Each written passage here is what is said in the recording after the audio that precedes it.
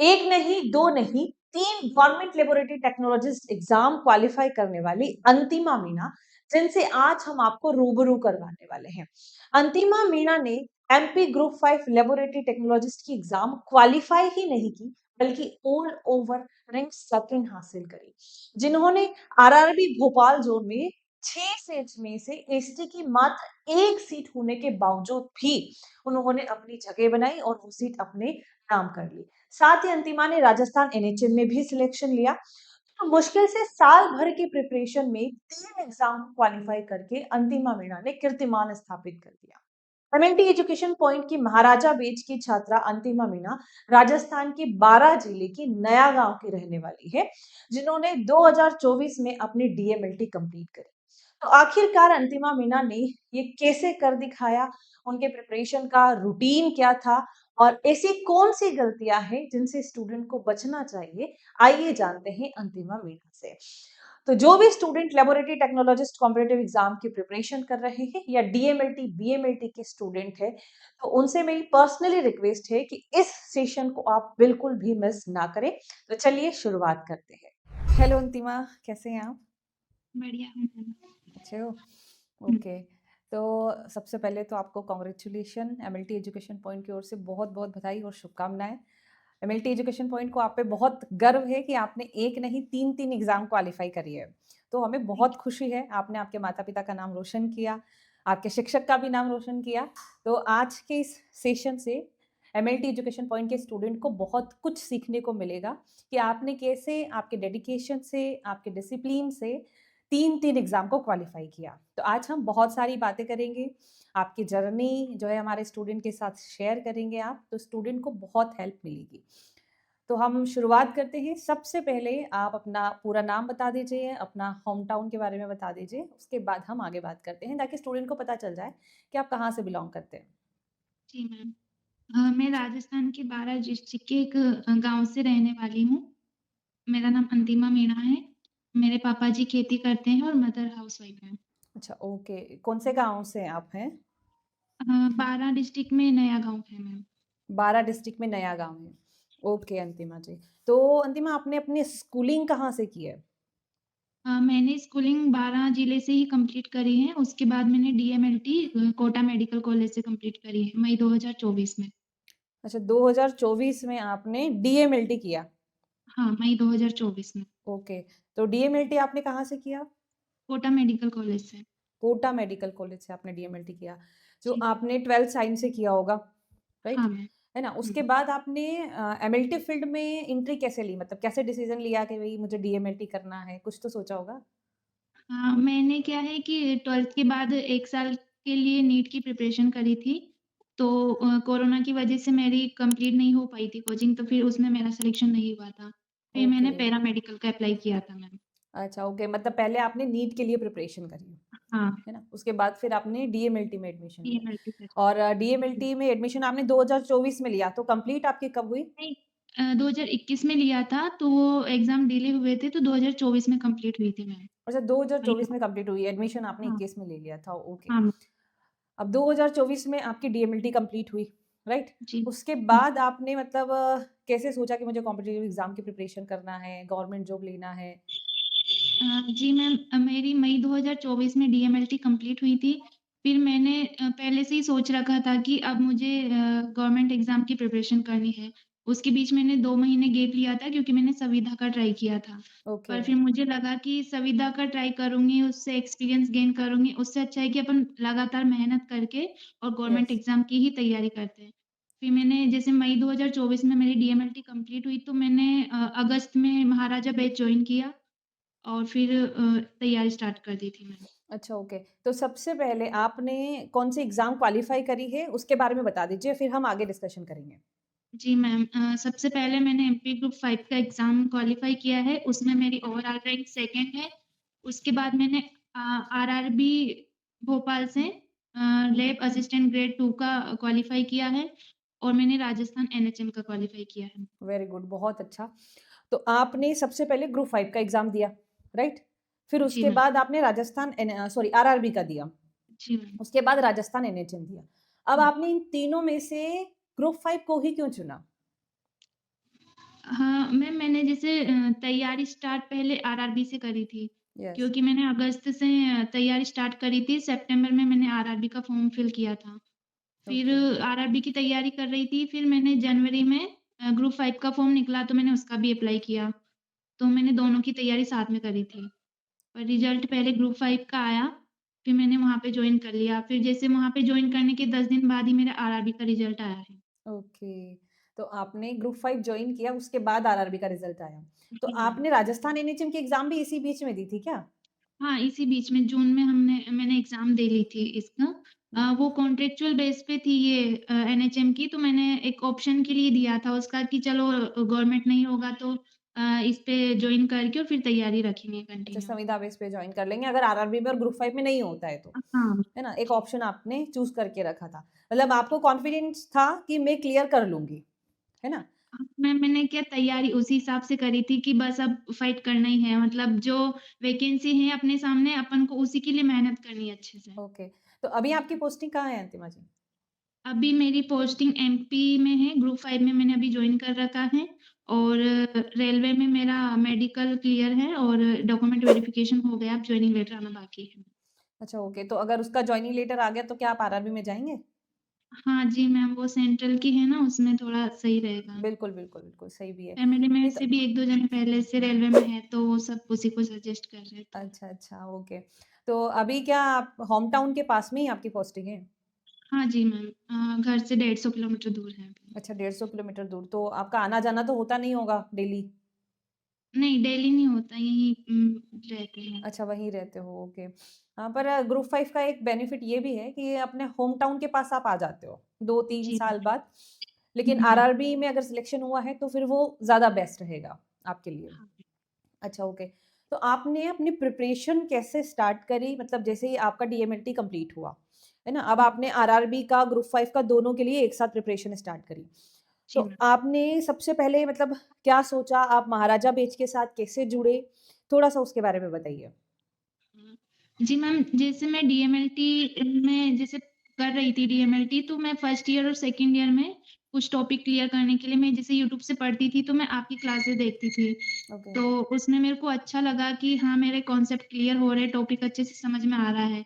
तो जैसे मेरा डीएमएलटी कंप्लीट हुआ, तो फिर उस टाइम महाराजा बैच का मैंने देखा था ऐड आपका, तो मैंने सोचा कि चलो ठीक है, यहीं से स्टार्ट करते हैं। मुझे वो सही लगा कि भई उसमें सारी क्लासें भी हैं, मॉक टेस्ट भी है, पीवाईसी क्यूज़ भी है, तो फिर मैंने वो परचेज़ किया कोर्स। ओके, तो महाराजा बैच जॉइन करने के बाद आपने क्या इम्प्रूवमेंट देखा खुद में? जैसे पहले आपकी प्रिपरेशन कैसी थी? बैच जॉइन करने के बाद आपकी प्रिपरेशन कैसी रही? हुँ। बैच जॉइन करने से पहले मेरा ऐसा था कि मुझे थोड़ा कन्फ्यूज़न था माइंड में कि कैसे पढ़ें, कहाँ से पढ़ें, कितना पढ़ें, सिलेक्शन के लिए क्या-क्या ज़रूरी है, कहाँ से क्वेश्चन प्रैक्टिस करें। तो फिर मैंने महाराजा बैच जॉइन किया, तो उसके बाद मेरे को मतलब सारा सब कुछ एक प्लेटफ़ॉर्म पे मिल गया। जैसे मेरे को उसमें सिलेबस पूरा कंप्लीट मिला, क्लासें मिली, पीवाईसी क्यूज़ मिले और ट्यूशन प्रैक्टिस के लिए एमसीक्यूज़ सब एक प्लेटफ़ॉर्म पे मिल गया, तो मुझे काफ़ी अच्छा लगा, मतलब मुझे इधर-उधर से ढूँढने की ज़रूरत नहीं पड़ी, फिर मैंने सारा वहीं से कंप्लीट कर लिया। ओके, हाँ, ये स्टूडेंट के लिए एक बहुत इम्पोर्टेंट पॉइंट है कि जी। वो जब मल्टीपल सोर्स से पढ़ते हैं तो उसमें बहुत ज़्यादा कन्फ्यूजन हाँ, क्रिएट होता है। और फिर टाइम भी वेस्ट होता है टाइम उससे। वेस्ट होता है, बिल्कुल हुँ, होता है। जैसे एक टॉपिक अगर 4, 5, 6 जगह से आप पढ़ रहे हैं, तो आपका हाँ जी। ढूँढने में ही उसमें 2 से 3 घंटे लग जाते हैं। हुँ, हुँ, फिर हुँ। उसके बाद आप उसको पढ़ोगे तो मतलब एक दिन भर में आपका एक टॉपिक भी क्लियर नहीं हो पाता है। हाँ और जी, वही मैम। चीज़ अगर आपको एक प्लेटफ़ॉर्म पे सारी चीज़ें सीक्वेंस वाइज़ मिल जाए, तो एक दिन जी, में अपन काफ़ी कुछ कंप्लीट कर सकते हैं। जी। राइट, अब फिर वो आपने जब सिस्टमैटिक पढ़ने लग जाते हैं अपन एक वो जॉइन करने के बाद। बिल्कुल, बिल्कुल। और अब आपने प्रिपरेशन स्टार्ट कर दी, आपने महाराजा बैच जॉइन किया, है ना? आपने जी। तीनों एग्ज़ाम निकाली, उससे पहले हुँ, ही आपने महाराजा बैच जॉइन कर लिया था, है ना? हाँ जी। बिल्कुल। तो अब बैच जॉइन करने के बाद आपने आपका कुछ शेड्यूल बनाया होगा कि मुझे कैसे प्रिपरेशन करना है या आपने कुछ हुँ। टाइम टेबल बनाया होगा? जी, मैम। सबसे पहले मेरा ये था कि सबसे पहले मेरे को पूरा एकदम पूरा सिलेबस कवर करना है। उसके लिए मैंने सबसे पहले क्लासें अटेंड करके खुद के नोट्स बनाए हाथ से। नोट्स बनाने के बाद मैंने उनको अच्छे से याद किया। पूरा कंप्लीट करने के बाद फिर मैं मॉक टेस्ट लगाती थी। फिर मैं क्वेश्चन प्रैक्टिस करती थी।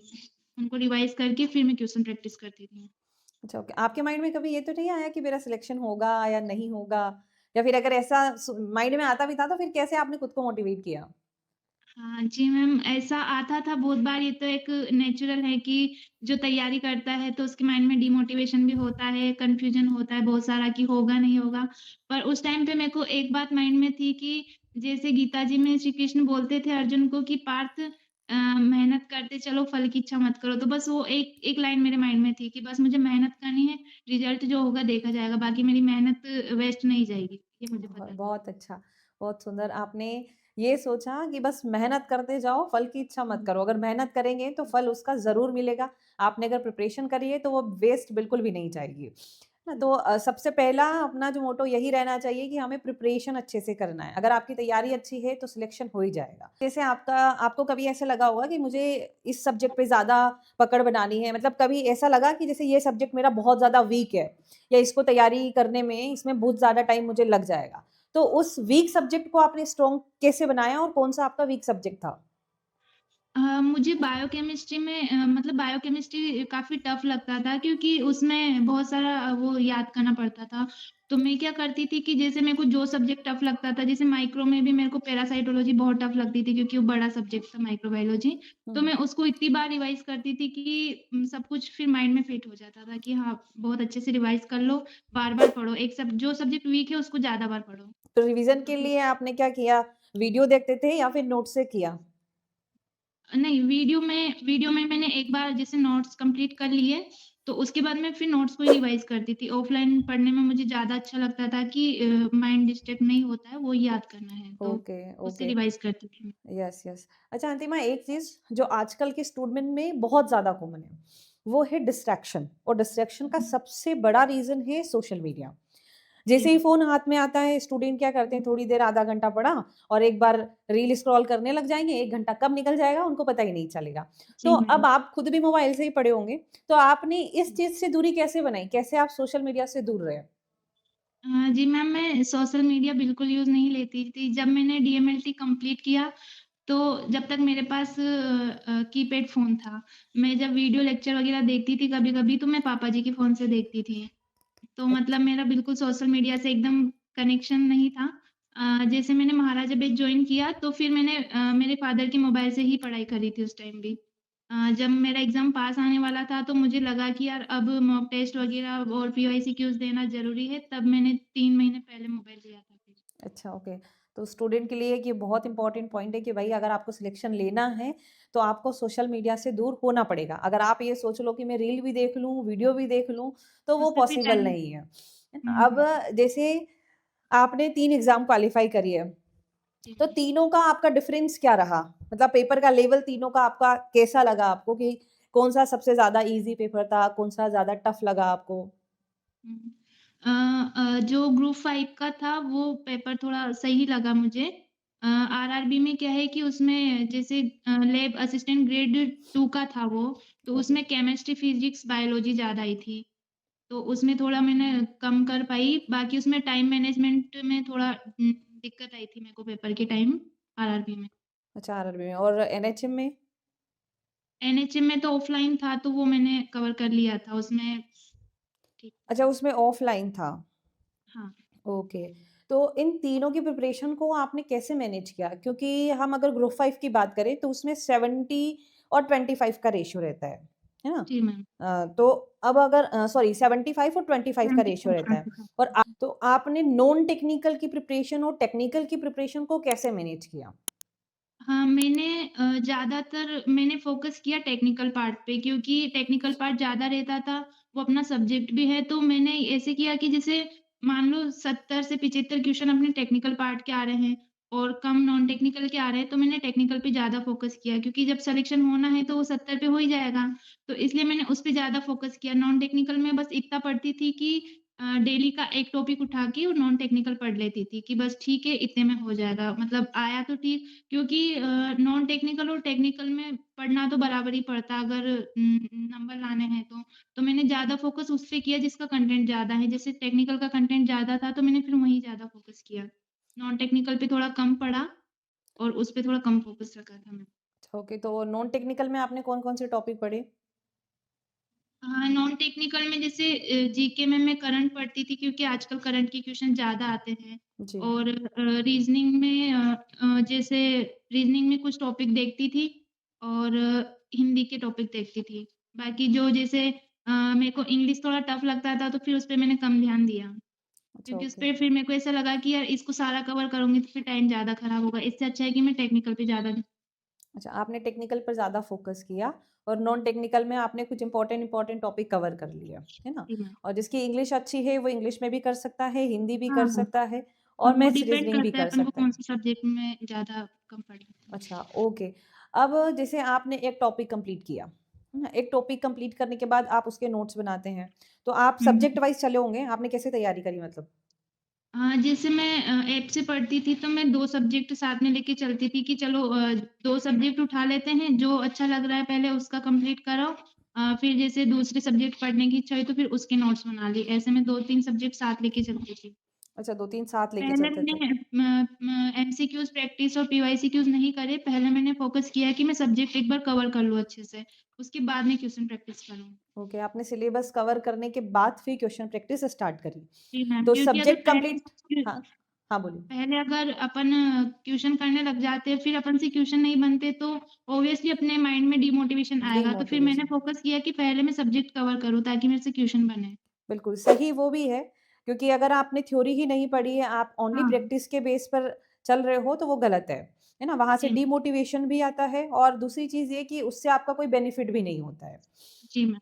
है ना? अब जैसे आपने एग्ज़ाम के टाइम पे आपके माइंड में प्रेशर आया होगा, जब हुँ, हुँ, एग्ज़ाम पास में आई होगी, चाहे ग्रुप 5 हो, चाहे आरआरबी हो, तो उस जी, टाइम आपने उस प्रेशर को कैसे कंट्रोल किया? जो कि एक बहुत कॉमन सवाल है, स्टूडेंट के माइंड में आता है कि एग्ज़ाम जी। पास आ रही है, प्रेशर इतना ज़्यादा है और आपको ये सोचना पड़ रहा है कि मैं ये सब्जेक्ट पढ़ूँ, वो पढ़ूँ, इसका रिवीज़न करूँ या जो छूट गया है उसका करूँ, तो उस वक़्त आपने कैसे डिसीज़न लिया?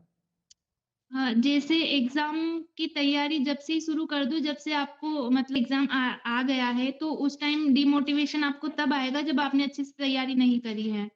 थोड़ा रहता है माइंड में कि हाँ, थोड़ा प्रेशर रहता है, पर उस टाइम को अपन को ज़रूरत है कि अपन अपने माइंड को पॉज़िटिव रखें और जो टाइम बच रहा है एग्ज़ाम के लिए, उसमें अच्छे से रिकॉल करें, अच्छे से तैयारी करें, अधिक से अधिक क्वेश्चन प्रैक्टिस करें, उस पे ज़्यादा फ़ोकस करें। और एग्ज़ाम से पहले से ही अपनी तैयारी ऐसी रखो कि एग्ज़ाम का प्रेशर फ़ील ही नहीं हो। इतनी अच्छी क्वेश्चन प्रैक्टिस करो, टाइम मैनेजमेंट पहले से करके रखो ताकि एग्ज़ाम के टाइम थोड़ा कम प्रेशर हो। ओके।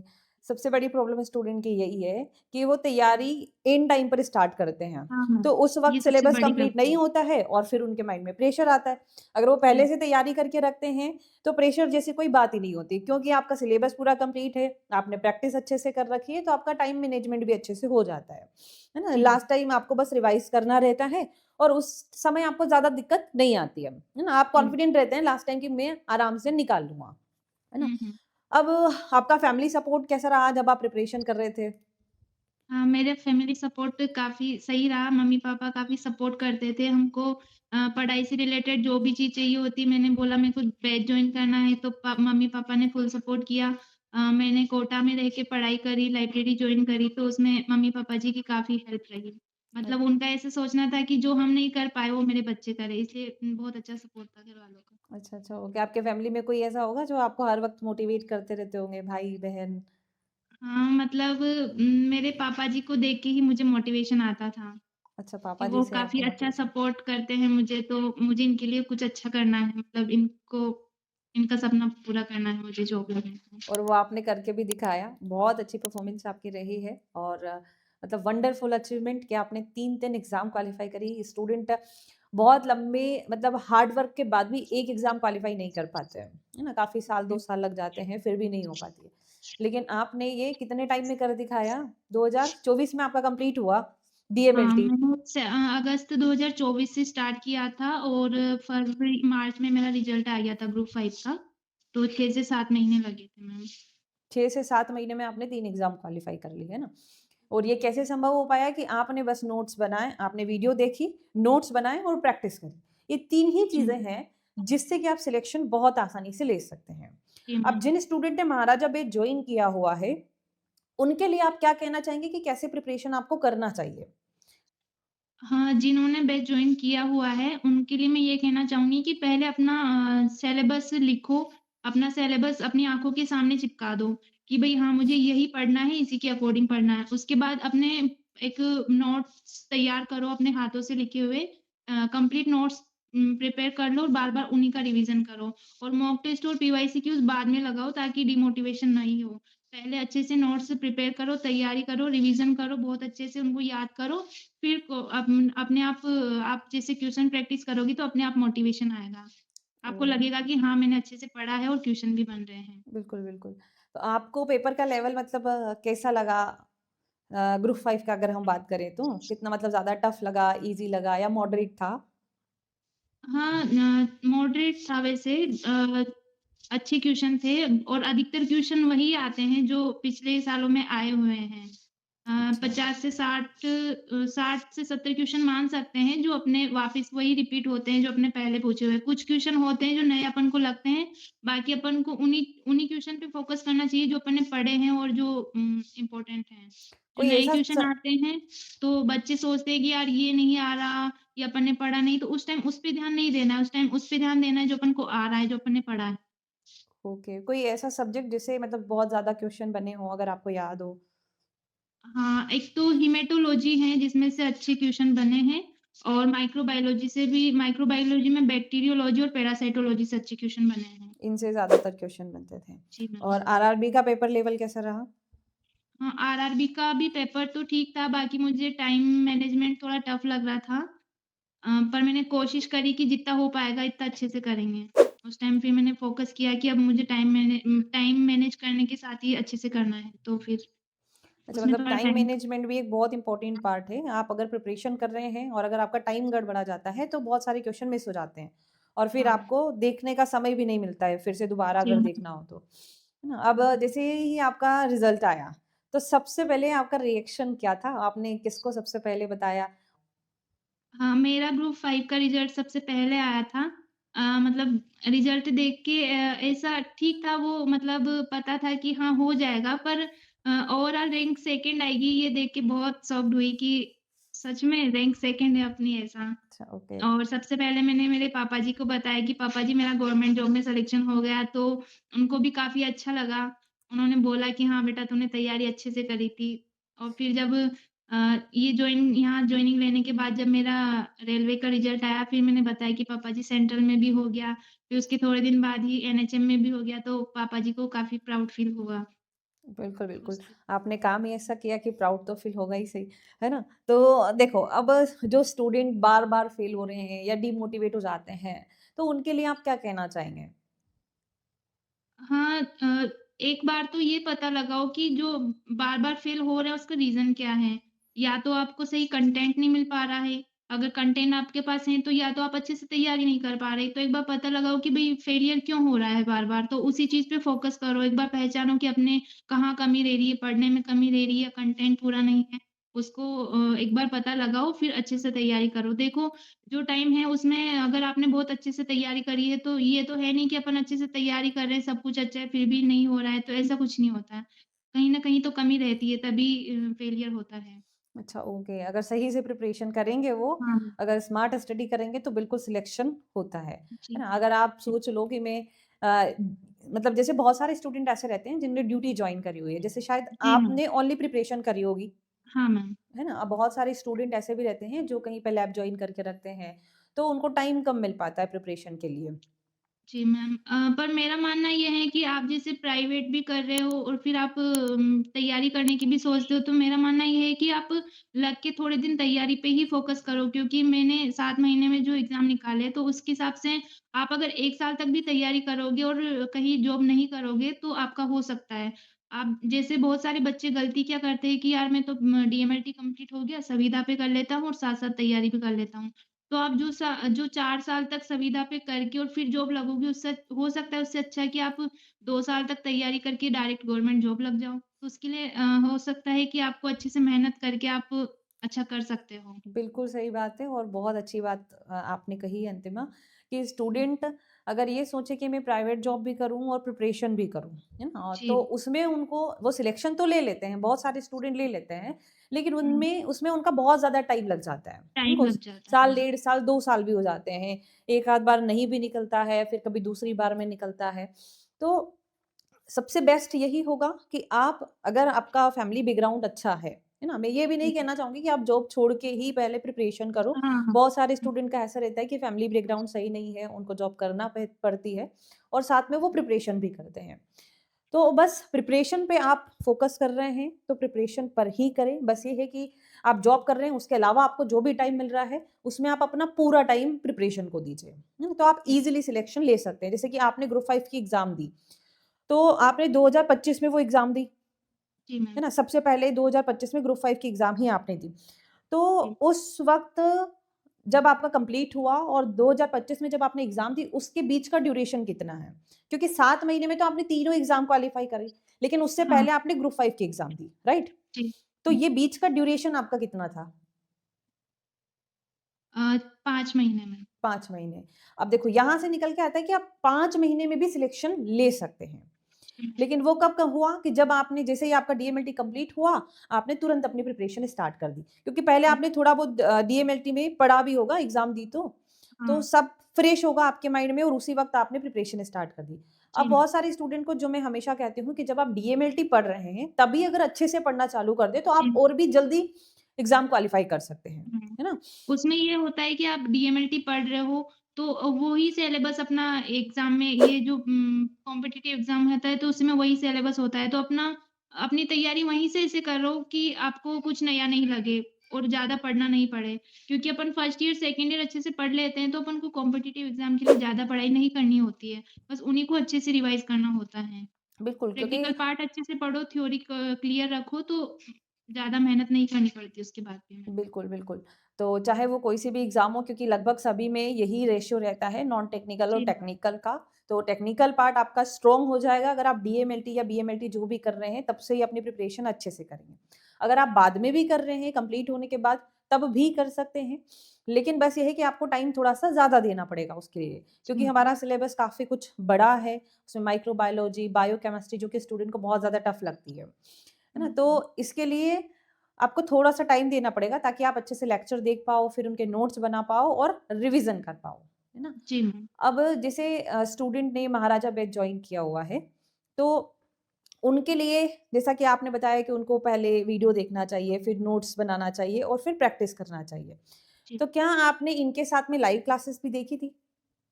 हाँ, लाइव क्लासेस मैं थोड़ा कम अटेंड कर पाती थी मैम, क्योंकि मेरा जो ये 5 महीने हैं उसमें मैंने अपना फिक्स शेड्यूल रखा था कि मेरे को जैसे सुबह उठ के वो टॉपिक क्लियर करने हैं जिसमें मुझे इंटरेस्ट हो, क्योंकि मैं सुबह की शुरुआत वहीं से करती थी जहाँ से मुझे पढ़ने में अच्छा लगता था। तो ओके, मैं क्या करती थी, सोने से पहले मैं टॉपिक लिख के रख लेती थी एक डायरी में कि मुझे कल ये टॉपिक पढ़ने हैं। तो मैं शुरुआत वहीं से करती थी जहाँ से मुझे अच्छा लगता था। तो मैं सुबह 1-2 टॉपिक क्लियर करती थी, उसके बाद में ट्यूशन प्रैक्टिस करती थी। फिर जो दिन का टाइम होता था, उसमें मैं लाइव क्लास अगर उस बीच रहती थी, तो वो मैं पढ़ती थी। बाकी मैं कोशिश करती थी कि मैं ऑफ़लाइन ही, मतलब सॉरी, रिकॉर्डेड क्लास ही पढूँ। क्योंकि लाइव क्लास में मुझे ऐसा लगता था कि थोड़ा टाइम ज़्यादा लगेगा, इसलिए मैं रिकॉर्डेड क्लास अधिकतर पढ़ना चूज़ करती थी। अच्छा जब लाइव क्लास हो जाती थी, तो फिर आप रिकॉर्डेड देखते थे, जी, ताकि मैम। आपका टाइम वेस्ट ना हो। हाँ, वो मैं फिक्स शेड्यूल रखती थी कि इतने से इतने टाइम के बीच मुझे ऑफ़लाइन पढ़ना है, इतने से इतने टाइम के बीच मुझे ट्यूशन प्रैक्टिस करनी है और इतने से इतने टाइम के बीच मुझे मोबाइल उठा के फिर पढ़ना है। तो क्वेश्चन प्रैक्टिस के लिए आपने क्या किया? ट्यूशन प्रैक्टिस के लिए मैंने सबसे पहले एक रजिस्टर लिया।